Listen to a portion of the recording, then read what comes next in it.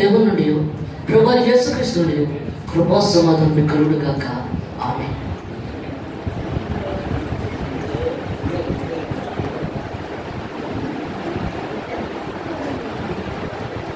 సంఘాన్ని చూస్తే చాలా సంతోషంగా ఉన్నాను.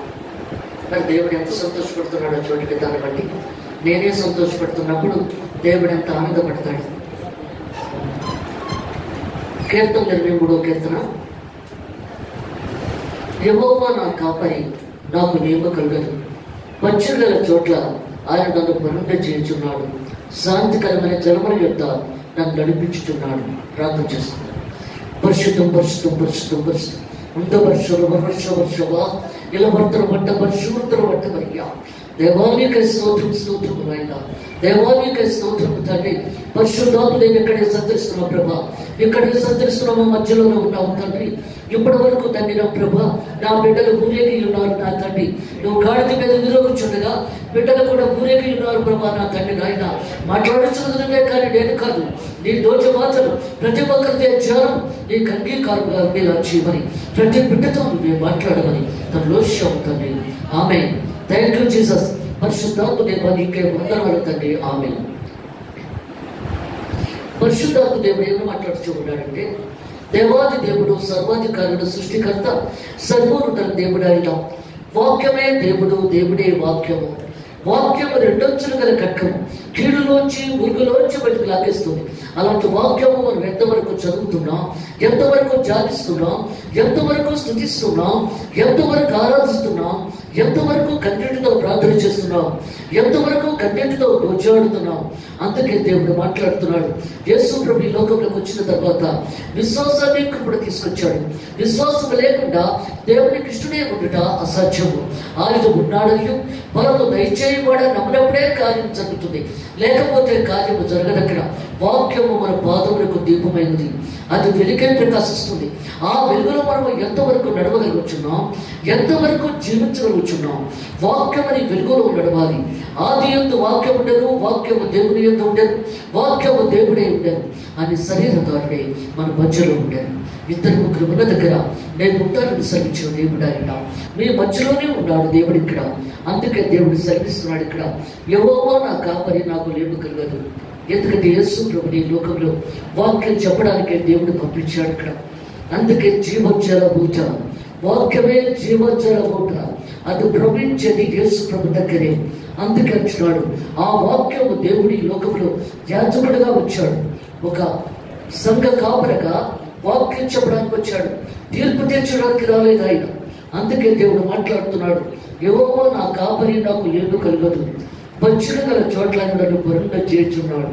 ఎందుకంటే దేవుడు గొర్రెల్ని మేకల్ని కూడా మంచిగా పచ్చికగా ఉన్న స్థలంలోనే ఆయన గొర్రెలు మేపుతారు. అలాగే ప్రభు కూడా మనల్ని మంచిగా ఆయన సంఘ కాపురుగా వచ్చి మనకి ఏది కావాలో, మన సమస్యలు ఏమిటో, మన ప్రాబ్లమ్స్ ఏమిటో తీర్చడానికి ఆయన వచ్చాడు ఇక్కడికి. ఆయన పచ్చిక గల చోట్లలో ఏ కష్టం లేకుండా, ఏ బాధ లేకుండా దేవుడు చేయగలడు అక్కడ. అందుకంటున్నాడు, నువ్వు ఏదనుకున్నా ఎలా జరగాలన్నా దేవుని చిత్త ప్రకారమే జరగాలి, మన ఇష్ట ప్రకారంగా కాదు. మనం బాధపడినంత మాత్రంలో, వ్యాధులు చెందినంత మాత్రంలో అక్కడ జరగదు. అందుకే దేవుడు మాట్లాడుతున్నాడు కదా, ప్రతి దానికి ఒక సమయం ఉన్నది. ఇక్కడ అంటున్నాడు కదా యేసు ప్రభు, ఆయన కాలాన్ని మెట్ల మీదకి వచ్చినప్పుడు తల్లి అన్నదమ్ములు కూడా వస్తారు, శిష్యులతో వస్తున్నాడు ఆయన. ఆయన వెనక బెంచిలో కూర్చుంటే ముందు బెంచిలో మరియమ్మ కూర్చుంటుంది. అప్పుడు ద్రాక్షారసం అయిపోతుంది. అక్కడ ఏంటంటే ఆ పెళ్లిలో ద్రాక్షారసము రొట్టెలే అయిపోతున్నాయి. కొడుకుతో ఉంటుంది, నాయన ద్రాక్షారసం అయిపోతుంది అన్నాడు. అమ్మా నా సమయం ఇంకా రాలేదు, నా సమయం వచ్చినప్పుడు నేను తప్పగా చేస్తాను. ప్రతిదానికి ఒక సమయం ఉన్నది. మనం కంగారు పడినంత మాత్రంలో అక్కడ జరగదు. అక్కడ దేవుని చిత్తము కావాలి, దేవుని నెరవేర్పు కావాలి. అక్కడ మనం అది జరగాలంటే నువ్వు ప్రార్థనలో ఎక్కువగా ఉండాలి. అది ముందుకు తోసుకొస్తుంది నీ ప్రార్థన, ఆ సమయము ముందుకు తోసుకొస్తుంది. అందుకే దేవుడు మాట్లాడుతున్నాడు ఇక్కడ, జీవాధిపతుల దేవుడు, సర్వోధికారుడు, సృష్టికర్త, సర్వోన్నత దేవుడు అయిన. అందుకే దేవుడు సెలవిస్తున్నాడమ్మా, నా సమయం ఇంకా రాలేదు, వచ్చినప్పుడు తప్పుగా చేస్తాను. అందుకే దేవుడు మాట్లాడుతున్నాడు ఇక్కడ కూడా దేవుడు అదే చెప్తున్నాడు. ఆ సమయం ఎలా ముందుకు తోసుకురావాలో దేవుడు ఎందుకంటే ఒక విధవరాలు ఆమెకి తన భర్త డబ్బులు రావాలి. అందుకు లాయర్ గారి దగ్గరికి వెళ్ళి మాట్లాడుతుంది. అక్కడ, అయ్యా ఇదిగో కాగితంలో రాశానండి, నాకు ఎలాగైనా చేసి పెట్టు, నీ ఫీజు నేను చెల్లిస్తాను అని చెప్పి ఆ కాగితం ఇచ్చి వెళ్ళిపోయింది. ఆ కాగితం నిలబెట్టి చెత్తబుట్లో పడేశారు ఆయన. అప్పుడు ఆవిడ 3 గంటలుగా లేచి లాయర్ గారు తలుపు కొట్టడం మొదలుపెట్టింది. నాకు న్యాయం చేకూర్చి పెడుతున్నావా లేదా, నాకు న్యాయం చేకూర్చి పెడుతున్నావా లేదని. మరుసటి రోజు 4 గంటలు లేచి మరలా తలుపు కొట్టడం మొదలుపెట్టింది. నాకు న్యాయం చేకూర్చి పెడుతున్నావా లేదని. మరుసటి రోజు 5 గంటలు లేచి మరలా తలుపు కొట్టడం మొదలుపెట్టింది. అప్పుడు అనుకున్నాడు ఆయన, ఇక నేను న్యాయం చేకూర్చి పెట్టకపోతే కుదరదు, ఇప్పుడు వదిలిపెట్టేలా లేదు. దివారాత్రులని మంచి సన్నిధిలో నువ్వు ప్రార్థన చేసిన రోజున తప్పకుండా నీకు న్యాయం జరుగుతుంది అక్కడ. అందుకే దేవుడు మాట్లాడుతున్నాడు ఇక్కడ, నీకు న్యాయం జరగాలంటే ప్రార్థనలో ఎక్కువగా ఉండాలి. అదే దేవుడు మాట్లాడుతున్న ప్రార్థన గొప్పవారు. అందుకే దేవుడు అంటున్నాడు ఆ ప్రార్థన గొప్పది. అదే దేవుడు చెప్తున్నాడు ఇక్కడ, ఏమంటున్నాడు, పచ్చిక గల చోట్లలో ఆయన నన్ను బరుండ చేయించున్నాడు. గొర్రెల్ని పచ్చని స్థలములో అవి మేయడానికి వాడికి అనుకూలంగా ఉండడానికి గొర్రెల్ని సేద తీరుస్తున్నారు అక్కడ కొలలు. అలాగే యేసు ప్రభు కూడా మన సంఘాన్ని దేవుడు సేవ తీరుస్తున్నాడు. ఈ 40 రోజుల్లో నువ్వు ఏ సమస్యలు వచ్చావో, ఏ ప్రాబ్లమ్స్తో వచ్చావో, ఏ వ్యాధులతో వచ్చావో అవన్నీ తీర్చడానికి దేవుడు ఇక్కడ కార్యం చేస్తున్నాడు ఇక్కడ.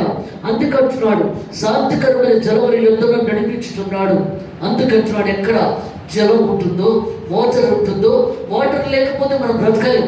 అక్కడ మన గొర్రెల్ని దేవుడు ఏర్పాటు చేస్తున్నాడు అక్కడ. అందుకంటున్నాడు ఇక్కడ, నా ప్రాణములకు ఆయన సేద తీర్చుతున్నాడు. నువ్వు అనుకుంటావు కదా, నా ప్రాణం చాలా బాధగా ఉంది, ఎందుకంటే వేదనగా ఉన్నది అని చెప్పి నువ్వు అనుకుంటూ ఉంటావు. ఒక్కోసారి ఆ ప్రాణాన్ని కాపాడేవాడు ఆయన ఒకడే, నీకు సంతోషం ఇచ్చేవాడు కూడా ఆయనే. ఎందుకంటే అందరికీ కూడా సంతోషం డబ్బు ద్వారా కానీ ఆస్తి ద్వారా కానీ రాదు. అది దేవుని ప్రేమతోటే వస్తుంది. ఆ ప్రేమతోటే నీకు సంతోషాన్ని దేవుడిస్తాడు, ఆనందం దేవుడిస్తాడు. ఈ లోకంలో ఉన్నంత వరకు కూడా దేవునిలో నువ్వు సంతోషపడాలి, ఆనందపడాలి. అదే అంటున్నాడు, తన నామమును బట్టి నీతి మార్గంలో నన్ను నడిపించుతున్నాడు. దేవుడు నామాన్ని బట్టి నీతిగా బ్రతకడానికి దేవుడు మనకు అవకాశం ఇస్తున్నాడు. అది ఎలాగా? వాక్యంలోనే ప్రార్థనలో ఉన్న రోజున నువ్వు నీతిగా బ్రతకగలవు. దేవుని వాక్యంలో జీవిస్తే సాతాను నీ దగ్గరకు రాదు. అందుకంటున్నాడు, ఈ బిడ్డ దగ్గరికి వెళ్ళినా ప్రయోజనం ఉండదనుకుంటుంది సాతాను. అక్కడ ఆలోచనని దేవుడు తీసేస్తాడు అక్కడ. అందుకే దేవుడు మాట్లాడుతున్నాడు, తన నామమును బట్టి నీతి మార్గంలో నన్ను నడిపించుతున్నాడు. ఎందుకంటే ఆయన నామాన్ని బట్టి మనము ఈ లోకంలో నడుచుకోవాలి, ఆయన రాజ్య ప్రకారంగా నడుచుకోవాలి అక్కడ. అందుకే దేవుడు మాట్లాడుతున్నాడు, గాఢాంధకారములో నేను సంచరించడం ఏ అపాయానికి భయపడను. ఎందుకంటే దేవుళ్ళు నువ్వు ఉంటే ఏ చీకట్లో నడిచినా, నువ్వు ఎక్కడ ఏది జరిగినా నువ్వు భయపడవు. నా దేవుడు ఉన్నాడు, నాకు తప్పకుండా నాకు సహాయం చేస్తాడు. నువ్వు కష్టంలో ఉన్నావనుకో, బాధల్లో ఉన్నావనుకో, దేవుడిని ప్రార్థించు. జరుగుతుందా లేదా అని మాత్రం అనుకోకు, జరుగుతుంది. నిజమే, టెన్షన్ ఉంటుంది మనుషులు కదా, అవుతుందా లేదా, ఇదేమిటి మీరు ఫంక్షన్ పెట్టుకున్నాను, డబ్బులు ఉన్నాయా లేదా, ఎలాగా రావు, ఏం చేయాలి అని నువ్వు టెన్షన్ పడినప్పుడు దేవుడే నీకున్నాడు. నేనున్నాను కదా, ప్రయాసపడి భారము మోసుకుని చున్నా సమస్తమైన జరులారా నా ఎందుకు రండి, నేను స్వార్థకుని దేన మనసు గలవాడిని, నా కాటి సులువుగా తేలికగా ఉన్నది, నీ భారము బరువు నేను మోస్తానంటున్నాడు దేవుడు.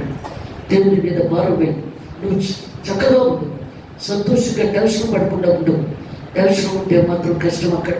టెన్షన్ ఉండకూడదు. పిల్లలకు కూడా చెప్పేది అదే, టెన్షన్ ఉండద్దు. పరీక్ష రాయడానికి ప్రిపేర్ అవుతున్న బిడ్డలు టెన్షన్ లేకుండా ఉండాలి. అందుకే దేవుడు మాట్లాడుతున్నాడు, టెన్షన్ లేకుండా దేవుని మీద భారం వేసి ముందుకడుగు వేయండి.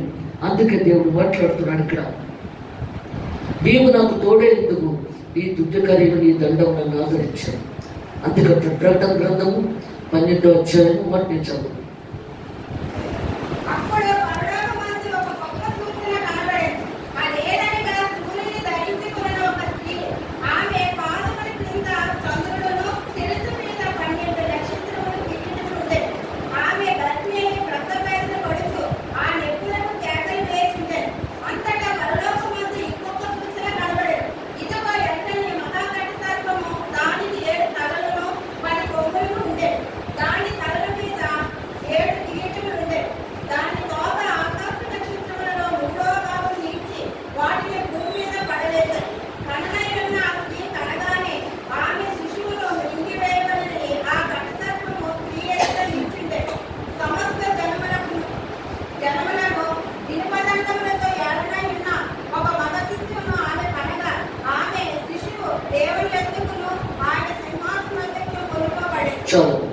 అందుకే దేవుడు మాట్లాడుతున్నాడు ఇక్కడ, ప్రకటన గ్రంథంలో క్లియర్గా మాట్లాడుతున్నాడు ఇక్కడ. అప్పుడు పరలోకమందు ఒక గొప్ప సూచన కనబడింది. అదేదనగా సూర్యుని ధరించుకున్న ఒక స్త్రీ. సూర్యుడు అంటే యెహోవా దేవుడు, అది ధరించుకున్న స్త్రీ ఇశ్రాయేలు జనకం. అందుకే దేవుడు మాట్లాడుతున్నాడు, స్త్రీ ఆమె పాదముల కింద చంద్రుడును శిరస్సు మీద 12 నక్షత్రముల కిరీటం ఉందని. అందుకే దేవుడు మాట్లాడుతున్నాడు ఇక్కడ, ఎందుకంటే ఆమె పాదముల కింద చంద్రుడు. తండ్రి కుమార పరిశుద్ధాత్మ త్రియేక దేవుడే, యాకోబుల దేవుడు ఆయన. ఎందుకంటే 12 నక్షత్రములు యెహోవా దేవుని కిరీటంలో 12 స్టార్స్ ఉన్నాయి. ఆ 12 స్టార్స్ 12 గోత్రముల వారు, ఇశ్రాయేలు 12 గోత్రముల వారు. అందుకే ఆ స్టార్స్ పెట్టుకున్నాడు దేవుడు అక్కడ ఉండేది. ఆమె గర్భిణీయే ప్రసవ వేదన పడుచు ఆ నొప్పులకు కేకలు వేచుండను. అందుకంటున్నాడు, ఎందుకంటే మరియమ్మ నొప్పులకి కేకలు వేస్తుంది. ఆమె యేసు ప్రభు ఈ లోకంలోకి రావాలి కదా. 12 గోత్రముల వారికి 12 మంది అపోస్తులు జడ్జిమెంట్ ఇవ్వాలి కదా. అందుకే దేవుడు మాట్లాడుతున్నాడు ఇక్కడ, తీర్పు ఇవ్వాలి ఇక్కడ. అదే చెప్తున్నాడు, ఆమె గర్భిణిగా ప్రసవ వేదన పడుచు ఆ నొప్పులకి కేకలు వేచున్నాడు. అంతటా పరలోకమందు ఇంకొక సూచన కనబడాడు, ఇంకో అద్భుత కార్యం జరుగుతుంది అక్కడ. అందుకొచ్చినాడు, ఇదిగో ఎర్రని మహాగణ సర్పము, దానికి 8 తలలను 10 కొమ్ములు ఉంటారు, లూసిఫర్. అది ఎందుకంటే ఆ బిడ్డ కనగానే ఆ బిడ్డను చంపేద్దామని చూస్తుంది ఈ సాతాను. అందుకే దేవుడు మాట్లాడుతున్నాడు, ఎదురుగుంటా ఆమె ప్రసవ వేదన పడుతుంటే ఆ బిడ్డ పుట్టగానే ఆమె నోట్లో వేసేసుకుందామని చూస్తుంది అక్కడ. దేవుడినే నోట్లో వేసేసుకుంటే అది ఎక్కడ ఉంటుంది అక్కడ. అందుకే దేవుడు మాట్లాడుతున్నాడు ఇక్కడ, దాని తల మీద 7 కిరీటములు ఉంటాము. సాధారణ కూడా రాజే కదా, నరకానికి రాజు. నరకానికి ఎక్కువ మంది పెడుతున్నాం, పరలోకము కన్నా నరకానికి ఎక్కువ మంది వెళ్తున్నాం. అప్పుడు మహారాజు లూసిఫర్ నరకానికి కిరీటం ధరించుకొని ఉంది ఆవిడ. అందుకంటున్నాడు ఇక్కడ, దాని తోక ఆకాశ నక్షత్రంలో 3వ భాగం నుంచి వాటిని భూమి మీద పడవేశారు. 3 వంతులు భూమిని చుట్టబెట్టేసింది. ఎందుకంటే బాంబే సాతాను మొదట ఆదాముని అదే పడగొట్టింది. ఆ బాంబే సాతానుగా వచ్చి పడగొట్టింది అక్కడ. పర్వాలేదు తిను, ఆ పండు తింటే ఏమైంది, నువ్వు దేవతతో అయిపోతావని దేవుడు అలా చెప్పాడు. తిను పర్వాలేదని ఆదాముని మరణానికి తీసుకొచ్చింది అక్కడ. అందుకే దేవుడు మాట్లాడుతున్నాడు ఇక్కడ, దాని తోక ఆకాశ నక్షత్రంలో 3వ భాగం నుంచి వాటిని భూమి మీద పడవేశారు. కరడైన ఆ స్త్రీ కనగానే ఆమె శిశువును మింగివేయవలని ఆ కటిసర్పము స్త్రీ ఎత్తు నిలిచిండారు. సమస్త జన్మలను ఇనుప దండముతో ఏలనున్న ఒక మగ శిశువు ఆమె కనగా, యేసు ప్రభు ఇనుప దండముతో పరిపాలన చేసే దేవుడు ఆయన. ప్రతి ఒక్కటి జడ్జ్మెంట్ సాతాను తొక్కుపడేస్తున్నాడు దేవుడు ఎక్కడ. ఇనుప దండముతో ఏలనైన దేవుడు ఆయన యేసు ప్రభు. అందుకే దేవుడు మాట్లాడుతున్నాడు ఇక్కడ, సాతాను వచ్చినప్పుడు దర్శనంలోకి 4 సాతాను వచ్చినప్పుడు భయకరంగా లేదు అక్కడ. నజరుడైన యేసు నామాన్ని నేను బంధిస్తున్నాను అనేటప్పుడు కల్లా పైనుంచి ఇనుప దండాన్ని ఇస్తున్నాడు దేవుడు అక్కడ. అదిలా పట్టుకొని వాటిల మీద పొడిచేటప్పుడు కల్లా అది బిడ్డలా మాయమైపోయి అది దేవుడు స్వరవినబడుతుంది. నువ్వు అపవాదుని జయించే శక్తి నీకు ఇచ్చాను దేవుడు అక్కడ. అపవాదుని జయించాలి. అది ఎలాగా? విశ్వాసం అని డోలు పట్టుకొని వాక్యము ద్వారా దాన్ని జయించాలి అక్కడ. సాతాన్ని జయించాలంటే, నీ దగ్గరికి రాకుండా ఉండాలంటే దాన్ని జయించాలని ఇనుప దండముతో ఏలనైన దేవుడు. ఆ ఇనుప దండము నీ చేతిలో కూడా రావాలి. నువ్వు ప్రార్థన ద్వారా వాక్యం ద్వారా ఉన్నప్పుడు యేసు ప్రభు ఆ ఇనుప దండాన్ని నీకు ఇస్తాడు ఇక్కడ. అందుకంటున్నాడు ఆయన. అదే చెప్తున్నాడు ఇక్కడ, ఆ కటసర్పము స్త్రీ ఎత్తు నిలిచుండెను. సమస్త జనుల ఇనుప దండముతో ఏలనైన ఒక మగ శిశువు కనగా ఆమె శిశువు దేవుని యొద్దకును ఆమె సింహాసనం యొద్దకు కొనిపోబడను. దేవుడి సింహాసనం యెహోవా దేవుని చేతిలోకి వెళ్ళాడు అక్కడ. 23వ కీర్తన.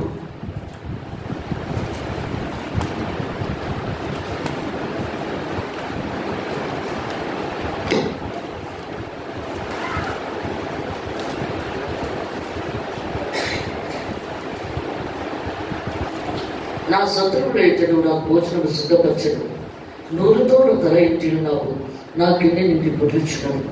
ఎందుకంటే నీకు ఎప్పుడు లోటు లేకుండా దేవుడు చేస్తాడు, ఎప్పుడు పొర్లితోనే ఉంటుంది. అందుకే దేవుడు మాట్లాడుతున్నాడు, క్రైస్తవులకి ఏ లోటు ఉండదు, సమృద్ధిగా దేవుడు ఇస్తాడు అక్కడ. అందుకే దేవుడు మాట్లాడుతున్నాడు, ఆ నామాన్ని బట్టి మనం బ్రతుకుతున్నాం, ఆయన జీవము బట్టి మనం బ్రతుకుతున్నాం. అందుకే దేవుడు మాట్లాడుతున్నాడు ఇక్కడ, నా శత్రువులైతే నువ్వు నాకు భోజనం సిద్ధపరచడం. మన శత్రువుల చేతే భోజనం సిద్ధపరిచేలా చేస్తాడు దేవుడు అక్కడ. అందుకే అంటున్నాడు క్రైస్తవులకి ఎందుకంటే శత్రువులు ఉండకూడదు. సూర్యుడు కిందకు దిగేటప్పటికీ నువ్వు వెళ్ళి మాట్లాడాలి. అందుకే అంటున్నాడు ఇక్కడ. ఎందుకంటే ఎవరితోటైనా ప్రభరాత్రి భోజనం పుచ్చుకున్నప్పుడు నువ్వెవరితోటైనా పగతో ఉన్నా బాధతో ఉన్నా ఏదున్నా సరే నువ్వు వాళ్ళ దగ్గరికి వెళ్ళి రెండు చేతులు పట్టుకొని నేను ఏదైనా తప్పుగా ఉంటే క్షమించు అని చెప్పి నా మీద కోపం పెట్టుకోకు అని చెప్పి ప్రేమతో మాట్లాడి అప్పుడు నువ్వు ప్రభరాత్రి భోజనం వాళ్ళ దగ్గరికి రావాలి. లేకపోతే నువ్వు వచ్చినా ఫలితం ఉండదు అక్కడ. అందుకంటున్నా నీలో కోపం ఉండకూడదు. ఎందుకంటే అది రక్తము ప్రేమ ప్రేమ ప్రేమ నడుస్తుంది. ఆ నడిచినప్పుడు ఆ ప్రేమ ఎంతవరకు నీలో ఉన్నది అక్కడ. భార్యాభర్తలైనా సరే డబ్బులు ఆడుకుంటే సాయంత్రానికల్లా సూర్యుడికి ఎందుకు దిగేటప్పటికల్లా మాట్లాడుకోవాలి. అందుకే దేవుడు మాట్లాడుతున్నాడు. ఎందుకంటే ఆయనే వివాహం చేశాడు కాబట్టి ప్రతి ఒక్కరికి కూడా కలిసి ఉండాలని చెప్తున్నాడు దేవుడు ఇక్కడ. అదే మాట్లాడుతున్నాడు ఇక్కడ. నా శత్రువులైతే నువ్వు నాకు భోజనము సిద్ధపరచడము, నూనెతో నా తల తీయన్నావు, నా గిన్నె నిండి పొర్లిచ్చినది. పాపం చేసిన స్త్రీ ప్రభు కన్నీటి కార్చి ఆయన పాదాలు కడిగి ముద్దు పెట్టుకొని అత్తరుముడు బద్దలు కొట్టి ఆయన పాదాల మీద పోస్తుంది. అప్పుడు సీమోను అంటున్నాడు ధనవంతుడు, ఏంటి ఇవన్నీ చేస్తుంటే ఊరుకున్నాడేంటి అని అనుకుంటున్నాడు అక్కడ. అప్పుడు అంటున్నాడు సీమోను, నీ ఇంటికి నేను వచ్చాను కదా, నా కాళ్ళకు నిలిచావా? లేదు ప్రభా, ఆ వచ్చిన దగ్గర నుంచి నా పాదాలు కన్నీరుతో కడుగుతూనే ఉంది. సీమోను, నన్ను గుర్తు పెట్టుకున్నావా? లేదు ప్రభా, ఆ వచ్చిన దగ్గర నుంచి నన్ను గుర్తు పెట్టుకుంటూనే ఉన్నది. సీమోను, నా తల మీద ముందు పోసి అభిషేకం చేసావా? లేదు ప్రభా, ఆమె తన శరీరాన్ని అమ్ముకొని అత్తరు గుడ్డు బదులు గుడ్డిన పాదాల మీద పోసింది. హర్షవా శవా అందవర్షలు వర్షవా. అందుకే దేవుడు మాట్లాడుతున్నాడు అక్కడ. అమ్మా, నువ్వు ఎక్కువగా నువ్వు ప్రేమించే కాబట్టి ఎక్కువ పాపాలు కట్టబడ్డాయి. నువ్వు తక్కువగా నువ్వు ప్రేమించే కాబట్టి నీకు తక్కువ పాపాలు కట్టబడ్డాయి. అందుకే దేవుడు మాట్లాడితే ఎంతవరకు మనం ప్రేమిస్తున్నాం, దేవుడు ఎంతవరకు ఆదరిస్తున్నాం, ఆయన ఎంతవరకు సంతోషపరుస్తున్నాం. అదే మాట్లాడుతున్నాడు ఇక్కడ. నా గిన్నె నుండి పొర్లుచున్నది, నేను బ్రతుకుతున్న వల్ల నేను కృపాశ్రమం వల్ల నేను వెంట వచ్చాను. ఎందుకంటే మనం బ్రతికినంత వరకు కూడా దేవుడు మన వెంటనే ఉంటాడు, మన వెనకాతలే ఉంటాడు. మనం అనుకుంటాం దేవుడు లేడేమో, నేను చాలా కష్టపడుతున్నానేమో, చాలా బాధపడుతున్నానేమో అనుకుంటున్నాం. కానీ ఆయన వెనకాతలే ఉంటాడు. ఆయన నీ ప్రార్థన ఎక్కడికి పోదు. ఆ ప్రార్థన దేవుడు ఎంటాడిలా చేస్తుంది అక్కడ. అందుకే దేవుడు అంటున్నాడు, యేసు ప్రభు నీ హృదయంలోకి రావాలంటే నువ్వు పరిశుద్ధంగా ఉండాలి, పవిత్రంగా ఉండాలి. అప్పుడే దేవుడు నీ హృదయంలోకి వస్తాడు. అందుకే దేవుడు మాట్లాడుతున్నాడు ఇక్కడ, నేను బ్రతుకుతున్న నీ కృపాశ్రమలే నా వెంట వచ్చాను, చిరకాలము యెహోవా మందిరంలో నేను నివాసం చేసేవాడు. ఎందుకంటే దేవుని మందిరంలో ఒక దినములో కూర్చుంటే 1000 దినాలతో సమానం ఉన్నాడు. ఒక దినమును వాలయంలో కూర్చుంటే పరలోక రాజ్యంలో 1000 దినాలతో సమానం. అందుకే ఆదివారం ఎవరు మానకూడదు అక్కడ. అందుకే దేవుడు మాట్లాడుతున్నాడు ఇక్కడ. పత్రిక చదవండి.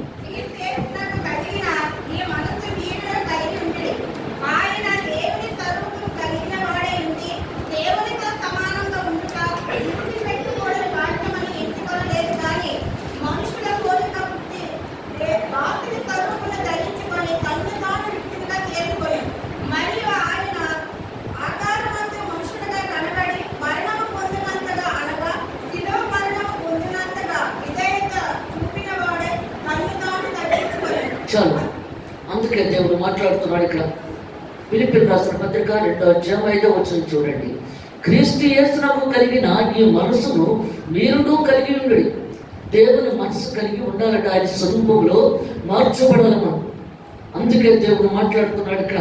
అదే చెప్తున్నాడు, క్రీస్తు యేసునకు కలిగిన ఈ మనసును మీరును కలిగి ఉండడి. ఆయన దేవుని స్వరూపంలో కలిగిన వాడే ఉండి దేవుడే ఉండి. కన్యక గర్భవతి కుమారుడు కరుణం అని ఇమ్మానుయేలు అని పేరు పెట్టబడింది. ఇమ్మానుయేలు అంటే భాషాంతరము దేవుడు అని అర్థం. అందుకే అంటున్నాడు దేవుడు ఇక్కడ. ఏమని చెప్తున్నాడు? ఆయన దేవుని స్వరూపము కలిగిన వాడే ఉండి, దేవుడే స్వరూపము కలిగిన వాడే ఉండి, ఆయన దేవుని స్వరూపము కలిగిన వాడే ఉండి దేవునితో సమానంగా ఉంటుట విడిచిపెట్టకూడని భాగ్యం ఎంచుకోలేదు. కానీ మనుషులు పోలికగా పుట్టి, ఎందుకంటే ఓ మనుషుడా, మనుషులు పోలికగా పుట్టాడు.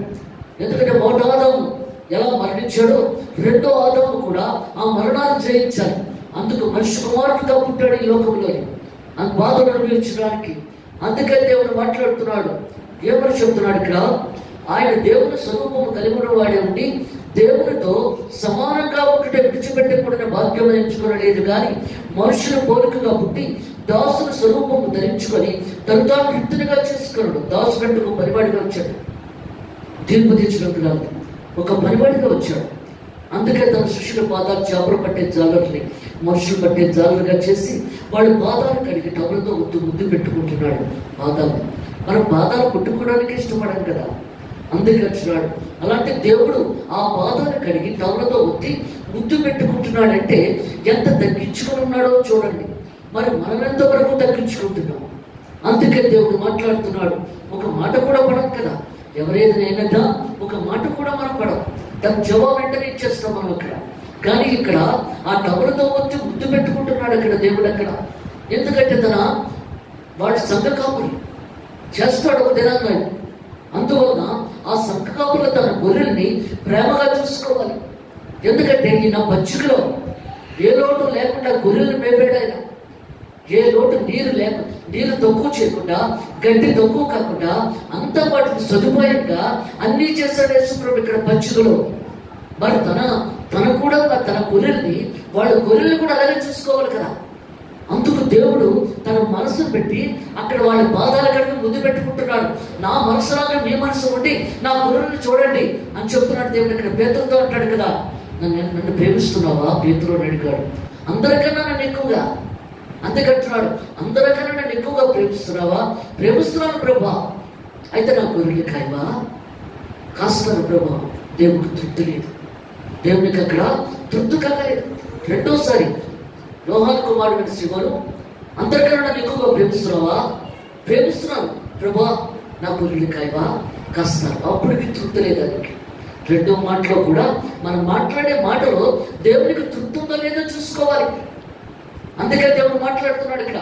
ఆయనకు సంతోషాన్ని ఇస్తున్నావో లేదో అది చూసుకోవాలి. నువ్వు ప్రార్థన చేస్తున్నప్పుడైనా, వాక్యం చదువుతున్నప్పుడా ఎలాగ నువ్వు ఉంటున్నావు దేవునికి సంతోషం కలిగేటట్లుగా ఎలాగా? ఓ పక్క నుంచి ఆలోచనలు వచ్చేస్తున్నాయి, ఓ పక్క నుంచి నువ్వు ప్రార్థన చేస్తున్నావు, ఎన్ని పక్క నువ్వు ఆయన సంతోషపరుస్తున్నావు అక్కడ. అందుకే ఇక్కడ అడుగుతున్నాడు సీమోను, అందరికన్నా నువ్వు ఎక్కువగా ప్రేమిస్తున్నావా? ప్రేమిస్తున్నాడు ప్రభా. అయితే నా గొర్రెలు కాయవా? కాస్తాం. కానీ ఆ మనసు నుంచి ఆ ప్రేమ రాలేదు పేతురుకి. హృదయంలో నుంచి ప్రేమ రావాలి దేవుడికి ఇవ్వాలంటే. ఆ ప్రేమ కనబట్టలేదు అక్కడ.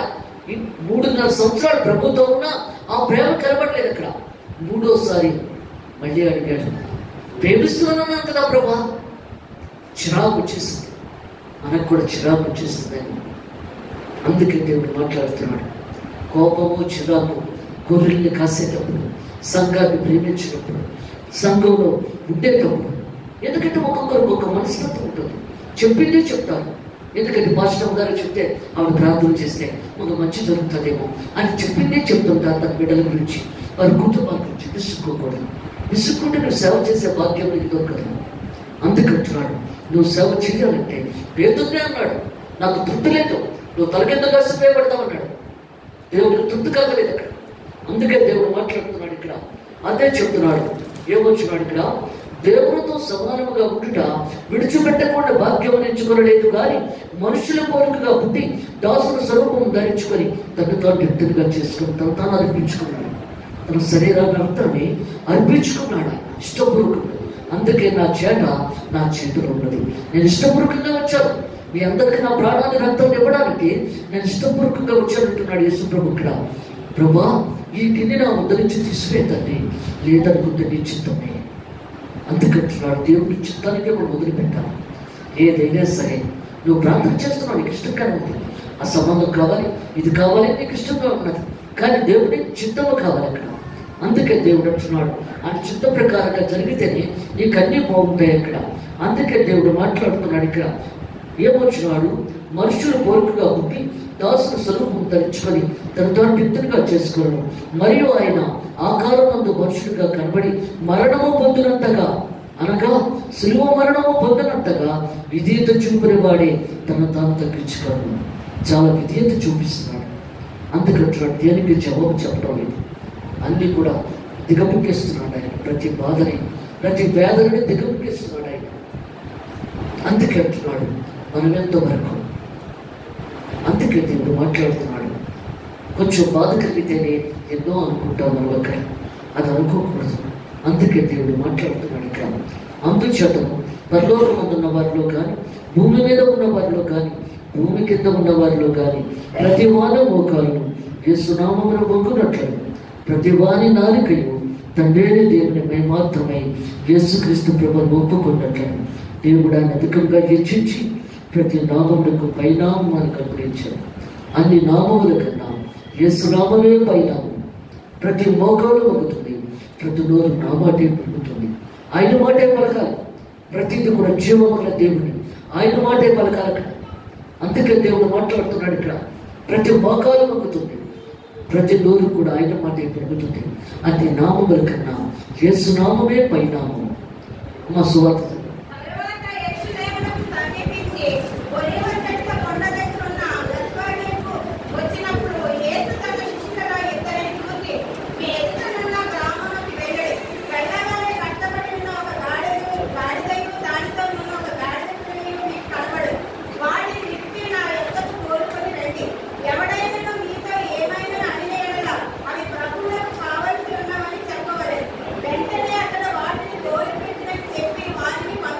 చాలు. అందుకే దేవుడు మాట్లాడుతున్నాడు ఇక్కడ. ఏమని మాట్లాడుతున్నాడు? ఇప్పుడు మీరు అంతా కూడా ఊరేగారు కదా, ఆయన గాడిద మీద ఎరుషలేములో తిరుగుతుంటే ఇక్కడ మీరు తిరిగారు, ఆయన నామాన్ని బట్టి మీరు తిరిగారు. అదే అంటున్నాడు ఇక్కడ. తరువాత ఎరుషలేముకు సమీపించి ఒలివ చెట్ల కొండ దగ్గర ఉన్న బ్రాంచాకి వచ్చినప్పుడు, ఎందుకంటే ఒలివ చెట్లకి వెళ్తే దేవుడు ప్రార్థన చేసుకునేవాడు. ఆ దగ్గరలోనే ఉన్నది. అబ్బా వ్యాసాకి వచ్చినప్పుడు యేసు తన శిష్యుల ఇద్దరిని చూచి, మీ ఎదుట ఉన్న గ్రామములకు వెళ్ళుడి, వెళ్ళగానే కట్టబడి ఉన్న ఒక గాడియు దానితో ఉన్న ఒక గాడిద పిల్లలు నీకు కనబడదు, వాటిని విప్పి నా ఎదుగు తీసి తోలుకుని రండి. ఎవడైనా మీతో ఏమైనా వెంటనేట అవి ప్రభులో కాపుస్తున్నవని చెప్పగలను. వెంటనే అతడు వాటిని తోలిపెట్టమని చెప్పారు. ఎందుకంటే లేఖనాల ప్రకారంగా జరిగి తీరాలి. బైబిల్ లేఖనాల ప్రకారంగా జరిగి తీరాలి.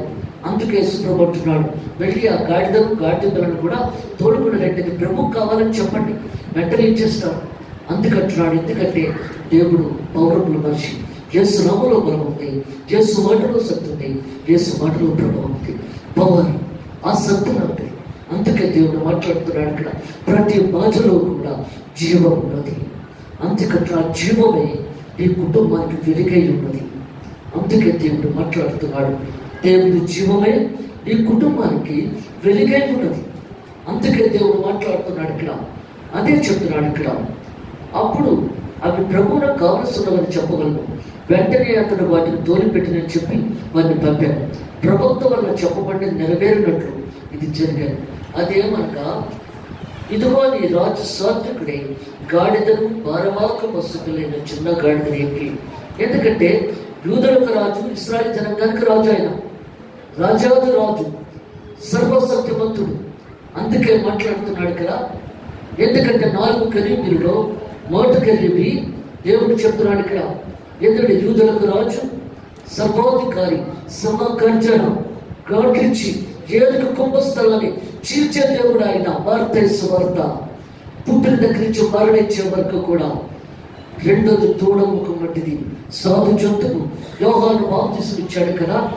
ఎందుకంటే నేను నీటిలో బాప్తిసం ఇస్తే వాళ్ళు పరిశుద్ధాత్మలో బాప్తిసం ఇస్తాడు. దానికి ఎదుకు వచ్చిన వారి చెప్పులు ఇప్పుడు కూడా నేను పాత్రులను కాను. మూడోది మనిషి ముఖం వంటిది. అందుకు వచ్చినాడు. ఆస్తులన్నీ కూడా గుడాంశాన్ని భద్రగొట్టి డబ్బంతా దాంచమంతా గుడాంశంలో పెట్టి ఆ రాత్రి భోజనం చేసి పడకొచ్చిన పడుకొని తన ప్రాణంతో చెప్పుకుంటున్నాడు ఇక్కడ. ప్రాణమా కొన్ని సంవత్సరాలు సరిపడా ఆస్తి సమకూర్చి పెట్టారు. దినము ద్రోగమో సుఖించు. దేవుడు పక్కన ఉన్నట్టున్నాడు. ఎరువాడ ఈ రాత్రిగా నీ ప్రాణాన్ని తీసుకుంటున్నాను. ఎవరు తగ్గుతుంది? ఎందుకంటే మన ప్రాణం ఎప్పుడు దేవుడు తీసుకుంటాడో కూడా తెలియదు. అందరూ సిద్ధపాటు కలిగి ఉంటారు. దేవుడి కోసం సిద్ధపడాలి నువ్వు. అందుకంటున్నాడు ఈ రాత్రికే నీ ప్రాణాన్ని తీసేసుకుంటానంటున్నాడు ధర్మంతుడు అక్కడ. అందుకంటే తన ప్రాణం సుఖపెడతాడట అక్కడ. అది లూకా సువార్త, యోహాను సువార్త. ఎందుకంటే యేసు ప్రభు 40 రోజులు ఇక్కడే చనిపోయి లేచిన తర్వాత 40 రోజులు ఇక్కడే సంచరించి అప్పుడు పరమునకు విడిపోయాడు. పశురాజు రెక్కలు పోయాడు. పశురాజు ఎలా ఎగిరిపోయాడు అలా మేఘాలు వచ్చాయట. తన తండ్రి దగ్గరికి బయలుదేరి వెళ్ళాడు అక్కడ. అప్పుడు దేవదూతలు అంటున్నారు, ఎలా వెళ్ళాడో అలాగే తిరిగి వస్తాడు. మీరు ఎదురు చూడకండి, మీరు బాధపడకండి. ఎలా వెళ్ళాడో అలాగే వచ్చేస్తాడు. అదే మాట్లాడుతున్నాడు ఇక్కడ. ఇదిగో నీ రాజు సాత్వికుడై గాడిదను భారవాహకపు పిల్లనైన చిన్న గాడిదను ఎక్కి నీ యొద్దకు వచ్చుతున్నాడని సియోను కుమార్తెతో చెప్పి, యెరూషలేము సియోను కుమారి ప్రేమ గలం వచనం చెప్తున్నాడు ఇక్కడ, మాట్లాడుతున్నాడు దేవుడు ఇక్కడ. ముద్దు పేరు పెట్టాడు యెరూషలేముకి. సియోను కుమారి, పుట్టినవాడు అక్కడే, చనిపోయేవాడు కూడా అక్కడే. అందుకంటున్నాడు సేవకుడిని, ప్రవక్తలు ఎంతో మంది చంపామంటాడు యెరూషలేములో. అందుకే దేవుడు మాట్లాడుతున్నాడు ఇక్కడ, సియోను కుమార్తెతో చెప్పుడి అరుడది శిష్యులు వెళ్ళి యేసు తమ ఆజ్ఞాపించిన ప్రకారం చేసి గాడిదను తన పిల్లలను తోలుకుని వచ్చి వాటి మీద తమ బట్టలు వేయగా ఆయన బట్టల మీద కూర్చుంటాడు. ఎందుకంటే బట్టల మీద కూర్చొని ఊరవడానికి సిద్ధంగా ఉన్నాడు ఆయన. జన సమూహంలో అనేకులు తమ బట్టలు దారి పడుకున్నా పరిచాయి. ఎందుకంటే ఆయన ఎంత దూరం నడుస్తున్నాడో అంత దూరం కూడా దారి పడుకుని పరిచారు. జన సమూహంలో ఆయనకు ముందు వెళ్ళి చుండిన వారును వెనుక వచ్చి చుండిన వారును. ఎందుకంటే ఆయన వెనకంతలో ముందు కూడా యెరూషలేము అంతా ఎదురు చూస్తుంది. ఎవరైనా, ఎవరు ఈ ప్రవక్త ఎవరు అని చెప్పి ఎదురు చూస్తున్నారు. అక్కడ దావీదు కుమారుడికి జయం అందుకంటాడు ఇక్కడ. ఎందుకంటే ఇక్కడ శిష్యులందరూ కూడా అలుస్తున్నారు. బట్టలు వచ్చి దేవునికి పట్టుకొని దావీదు కుమారుడికి చేయమని ఇప్పుడు మీరందరూ ఎంతో స్తుతించారు కదా. అలాగే అక్కడ కూడా అరుస్తుంటే అప్పుడు శాస్త్రులు పరిశీలంటున్నారు, ఎందుకయ్యా అరుస్తున్నారు? మేము మరొకపోతే రాళ్ళు అరుస్తాయి అన్నాడు. నిజమే కదా, సృష్టికర్త కదా, సృష్టించిన సృష్టి అరుస్తుంది. మనం మరొకపోతే సృష్టి అరుస్తుంది. అక్కడ రాళ్ళు అరుస్తాయి అన్నాడు. అక్కడ నువ్వు మరొకపోతే, నీ నోరు ఇప్పకపోతే, నీ చేతులు చప్పట్లు కొట్టకపోతే రాళ్ళే అరుస్తాయి అక్కడ. అదే అంటున్నాడు, దావీదు కుమారుడికి జయము, ప్రభు పేరున వచ్చి వాడు స్తుతింపబడును కాక. ఎందుకంటే యెహోవా దేవుని తరపున కుమారుడు వస్తున్నాడు. అందుకంటున్నాడు, ప్రభు పేరున వచ్చి వాడు స్తుతింపబడును కాక, సర్వోన్నతమైన స్థలములలో జయం అని కేకలు వేచుంది. ఆయన యెరూషలేములోకి వచ్చినప్పుడు పట్టణం అంతయు, యెరూషలేములోకి సెంటర్లోకి వచ్చేసాడు. ఆయన ఊరేగుతూ సెంటర్లోకి వచ్చాడు. అందుకంటున్నాడు, యెరూషలేములోకి వచ్చినప్పుడు పట్టణం అంతయు ఈయన ఎవరో అని కలవరపడారు. ఎవరి ప్రవక్త? అందుకే దేవుడి గాడిద మీద ఊరేగవలసి వచ్చింది. జనసమూహము ఈయన గలిలయలోని నజరేతు వాడు ప్రవక్త అయిన యేసు అని చెప్పి. ఎందుకంటే నజరేయుడైన యేసు అదే పేరు ఆయన సిలువ మీద రాయబడి ఉంటుంది, నజరేయుడైన యేసు అని. ఈ నామము కూడా దేవుని నామము సిలువ మీద ఎందుకుంది? ఎందుకంటే సమస్తం ప్రజలకి, పిల్లలకి, సృష్టి అంతా కూడా ఆయన పేరుతో నామజపం చెయ్యాలి. అందుకంటున్నాడు ఆయన మాటలు, నజరేయుడైన యేసు నామాన్ని నేను బంధిస్తున్నాను, నజరేయుడైన యేసు నామాన్ని ఇది చేస్తున్నాను అన్న మాట నీలో ఉండాలి అక్కడ. అందుకే దేవుడు మాట్లాడుతున్నాడు, దేవుని నామం ఒక పౌరపులు. ఇది చెప్పి నేను ముగిస్తున్నాను. ప్రకటన గ్రంథము 7వ అధ్యాయం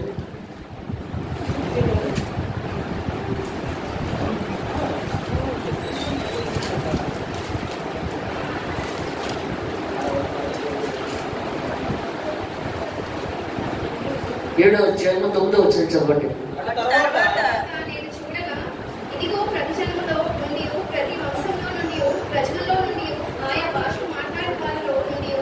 వచ్చి ఎవరినో లెక్కింపజాలని ఒక గొప్ప సమూహం కనబడింది.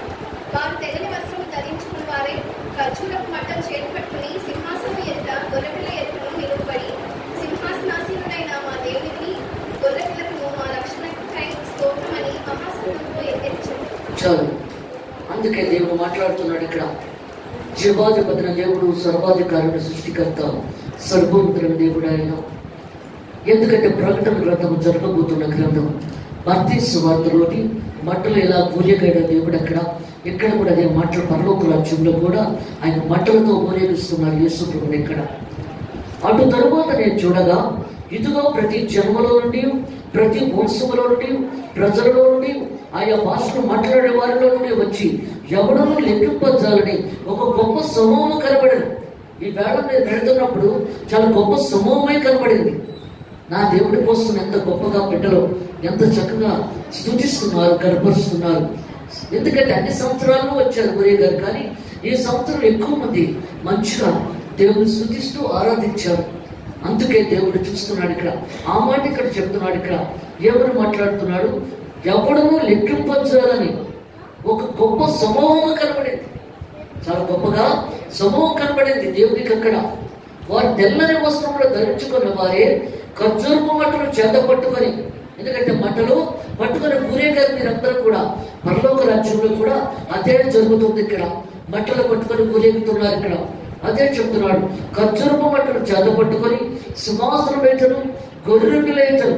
ఎందుకంటే సింహాసనం ఏంటంటే యెహోవా దేవుని సింహాసనం, గొర్రె పిల్ల అంటే యేసు ప్రభు సింహాసనం. ఆ రెండు పరలోక రాజ్యంలో ఉన్నాయి. పరిశుద్ధాత్మ మాత్రం భూలోకంలోనే ఉన్నాడు. ఆయన అందరితో కలిసి ఉంటున్నాడు. ఆయన ఆదరణకర్త. ఎందుకంటే ఆదరించే దేవుడు పరిశుద్ధాత్మ దేవుడు. నీలో ఉన్న రోజున నీ కుటుంబాన్ని ఆదరిస్తాడు. అక్కడ అందుకంటున్నాడు. ఇక్కడ ఏమంటున్నాడు? సింహాసనం ఎత్తను గొర్రెల ఎత్తు నిలువబడి సింహాసనశీలుడైన మా దేవునికి, అంటే యెహోవా దేవునికి, గొర్రె పిల్లకు మా రక్షణకి స్తోత్రమని మహాశబ్దంతో ఎలుగెత్తి చెప్పని. ఇక్కడ మీరు ఎంత గట్టిగా అరిసి పాడారో, దేవుని స్తుతించారో, అదే పరలోక రాజ్యంలో జరుగుతుంది. అదే దేవుడు సంతోషపడుతున్నాడు.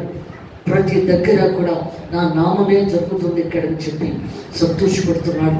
మీ కుటుంబాలు దేవుడు దీవిస్తాడు ఇక్కడ.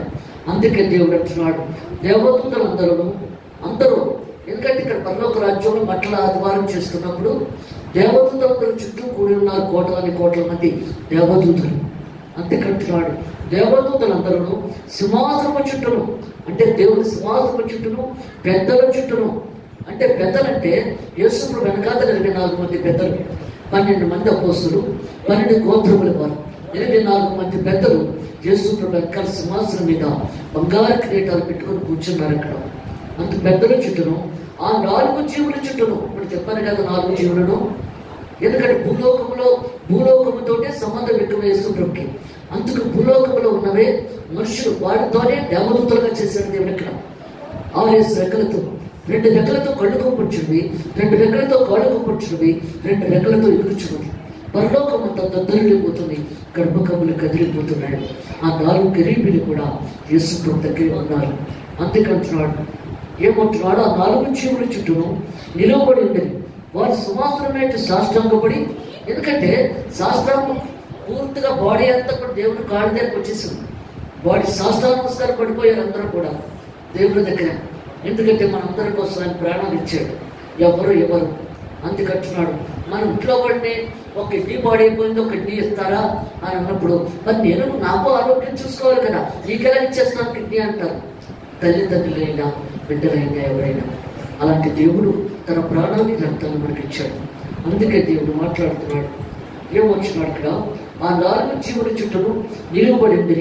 వారి శ్వాసం వెంట సాష్టాంగపడి ఆమె యుగయుగముల వరకు మా దేవునికి స్తోత్రము, మహిమయు, జ్ఞానములు, కృతజ్ఞత స్తుతియు, ఘనతయు, శక్తియు, బలమును కలుగునుగా అని చెప్పుచు దేవునికి నమస్కారం చేసి ఆమె అంటే జరుగుగాక.